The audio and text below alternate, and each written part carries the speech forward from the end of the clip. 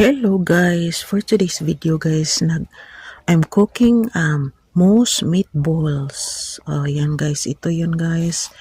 Imikos-mikos ko na guys at saka nagawa na ako ng balls dito. Pinoforma ko na ng mga balls. Ayan, ito na guys ang moose meatballs. Ayan. At saka niluto ko siya sa frying pan guys. Binabrown ko yung meatballs at saka nilagay ko yun sa tin foil plate at nilagyan ko ng ginawa ko na sauce, na sweet and sour sauce. Ayan, yung isa nilagyan ko ng pineapple at niluto ko sa oven. Ayan na guys, ito na guys, luto na siya at ito na tinitikman ko na guys. Ayan. So, yung link sa recipe guys ay ilagay ko doon sa comment below. So, ayan guys. Ang sarap-sarap ng meatballs. Ayan. Sweet and sour moose meatballs. Ayan. Sarap niya. Parang hindi mo masabi na moose yung meat. Parang baka din.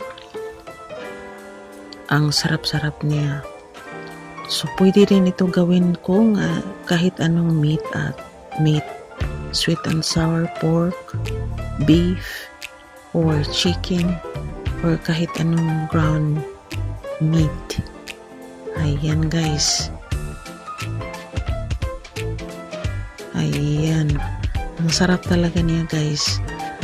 Bagay na bagay yung sweet and sour sauce. Ayan, parang hindi ka na gustong mag-stop sa kakatikim. Bagay na bagay talaga yung sweet and sour sa meatballs. Ayan guys, ang sarap-sarap niya. Saka hindi siya masyadong fatty guys. Ano lang siya, lean. So yan, nilagyan ko yan ng na nag-follow ako doon sa recipe. Yung recipe ay ilagay ko rin sa comment below or sa description box. Ayan guys. So that's it guys. Thanks for watching and enjoy my moose meatballs. Ang sarap-sarap. Bye!